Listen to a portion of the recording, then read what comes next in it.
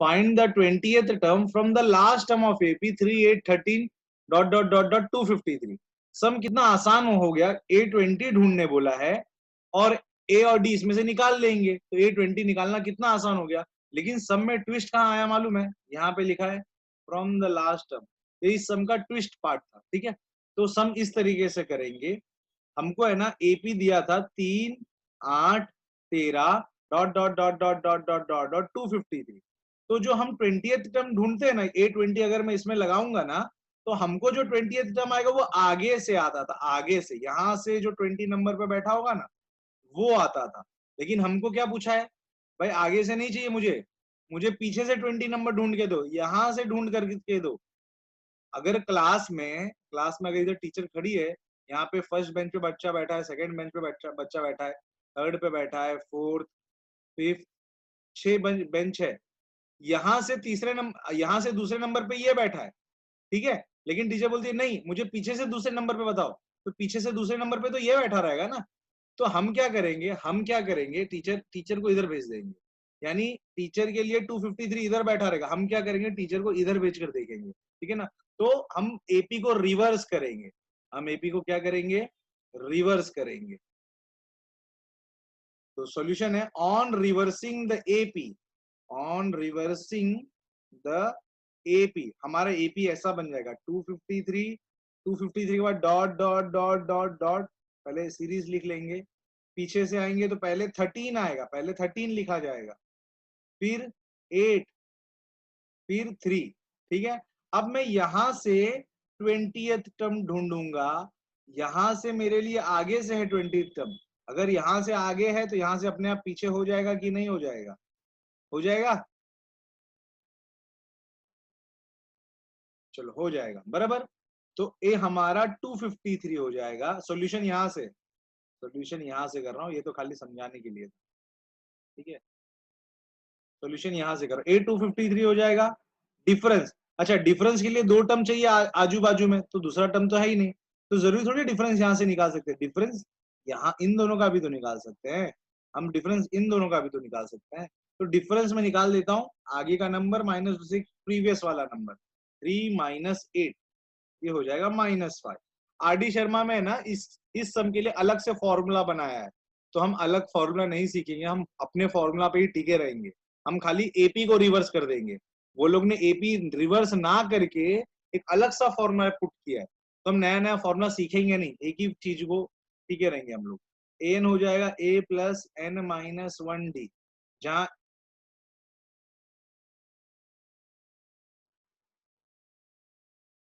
तो हमको है ना 20th टर्म ढूंढने बोला था, 20th टर्म, A20 हो जाएगा A प्लस 19D, हमारा A क्या हो गया 253, 19 और D हो गया -5।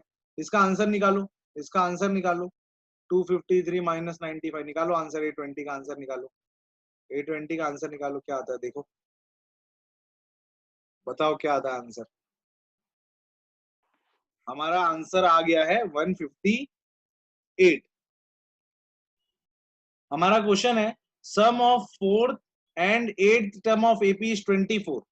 इसका मतलब सम मतलब हो गया प्लस, प्लस किसका करना है, फोर्थ एंड एट्थ टर्म का, तो हमारा A4 हो जाएगा और A8 हो जाएगा, इन दोनों का सम इज मतलब इक्वल टू इज 24।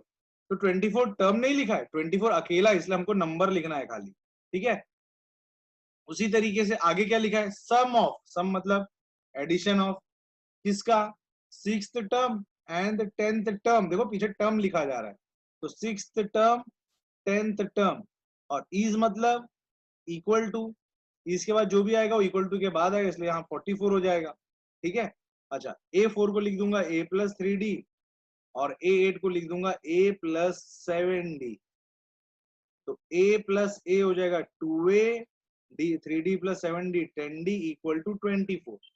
लेकिन है ना, तुम अगर देखोगे ना तो ये पूरा इक्वेशन 2 से डिविजिबल है, तो इसको थोड़ा छोटा बना लेते हैं हम लोग, A plus 5D equal to 12, और यहाँ पे आगे आके हम लोग आगे सॉल्व नहीं कर सकते, इसके आगे हम सॉल्व नहीं कर सकते। तुम यहाँ तक रखोगे तो भी चलेगा, ये बना के रखोगे तो भी चलेगा, उससे कोई दिक्कत नहीं है। ठीक है ना, लेकिन मैं यही सजेस्ट करूंगा छोटा इक्वेशन रहेगा तो ज्यादा better.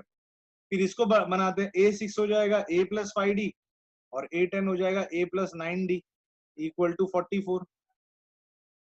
A plus A 2A 5D plus 9D 14D equal to 44।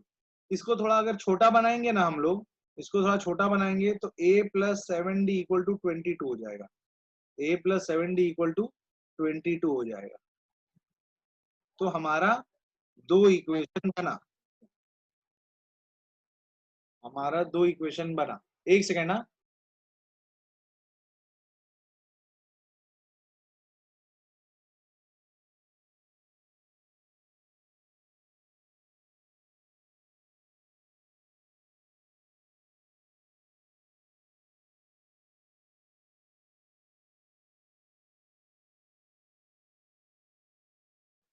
हाँ तो हमारा हमारा दो इक्वेशन बना।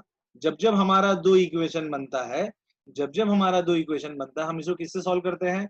एलिमिनेशन से। क्योंकि देखो यहाँ पर ए की वैल्यू दी नहीं है, डी की वैल्यू दी नहीं है, दी होती तो हम सॉल्व कर लेते, लेकिन यहाँ पर भी नहीं सॉल्व कर सकता, यहाँ पर भी सॉल्व नहीं कर सकता। जब दो सम में अटकेंगे ना, जब दो सम में अटकेंगे ना, तो आपस में एलिमिनेशन कर देने का, दोनों को आपस में सॉल्व कर लेने का। ए प्लस 5D 12 हो गया, ए प्लस 7D 22 हो गया। तो साइन चेंज कर दे तो ऐसा होगा, ये हो जाएगा -2D इक्वल टू -10। तो डी की वैल्यू आ गई 5। अच्छा डी की वैल्यू 5 आ गई, तो a प्लस 5D तो कितना था? 12 था। तो डी की वैल्यू 5 आ गई, तो a प्लस 25 इज 12। a की वैल्यू आ जाएगी 12 माइनस 25, a की वैल्यू आ जाएगी -13। a की वैल्यू क्या आ जाएगी? -13। अच्छा किसी को डाउट है अब तक? किसी को भी डाउट है अभी तक? हमको फर्स्ट थ्री टर्म ढूंढने बोला, इसलिए हमको क्या ढूंढना है? A1 A2 और A3। A1 होता है A तो मिल गया 5। A2 होता है A प्लस 1D, इसका आंसर तुम लोग निकालोगे। A3 होता है A प्लस 2D, इसका आंसर भी तुम लोग निकालोगे। बताओ इसका आंसर क्या आएगा? इसका आंसर क्या आएगा? ए सॉरी A -13 है, A -13 है, A -13 है। तो मेरे ख्याल से ये आंसर आ जाएगा -8 आएगा तुम सॉल्व करोगे तो, और इसको सॉल्व करोगे तो आ जाएगा -3। देखो राइट है रॉन्ग है, तुम्हारा भी यही आएगा मेरे ख्याल से। अच्छा हमारा क्वेश्चन है, सुब्बा राव ने काम करना चालू किया 1995 में, काम करना चालू किया 1995 में। उसको शुरू में ना 1995 में उसने काम करना चालू किया, उसको शुरू में सैलरी मिली 5000। फिर हर साल उसको 200 रुपया बढ़ा कर दिया गया, यानी 1996 में उसको 5200 मिला।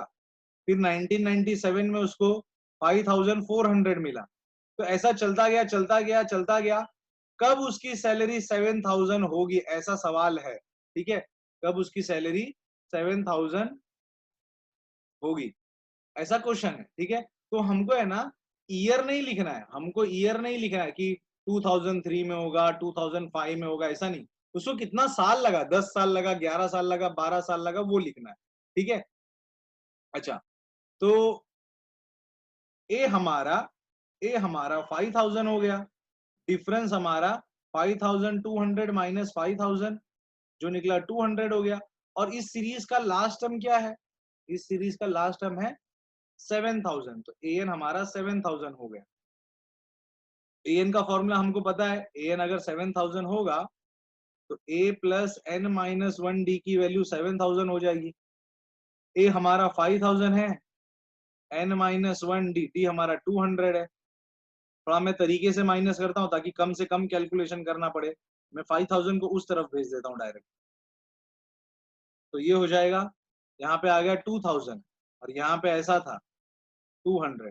कट कट कट कट 2 10 जा, तो n minus 1 is 10।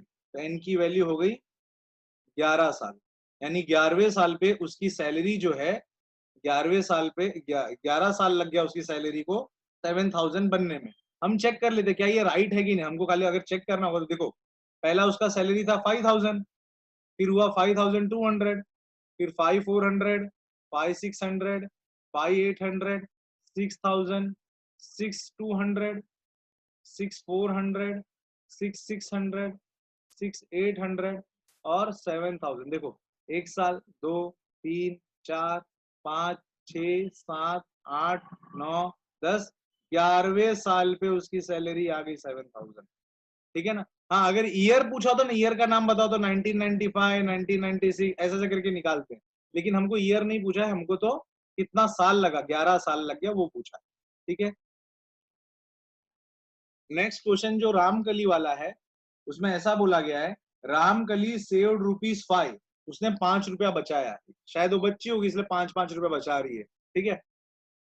In the first week, पहले हफ्ते में उसने 5 रुपया बचाया, पहले हफ्ते में उसने 5 रुपया बचाया।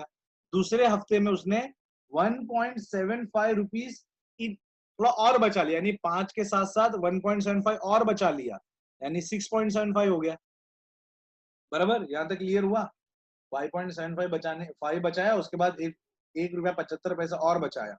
फिर उसके बाद नेक्स्ट हफ्ते में 1.75 और बचाएगी, तो 8.5 हो जाएगा।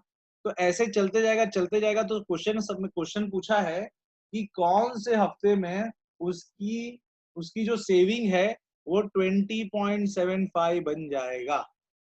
तो हमारा ए 5 हो जाएगा, डिफरेंस 6.75 माइनस 5 जो कि 1.75 ही निकलेगा, और ए एन की वैल्यू 20.75 है। एन ढूंढ लोगे, एन ढूंढ लोगे। तो क्वेश्चन नंबर 20 होमवर्क रहेगा, क्वेश्चन नंबर 20 होमवर्क रहेगा।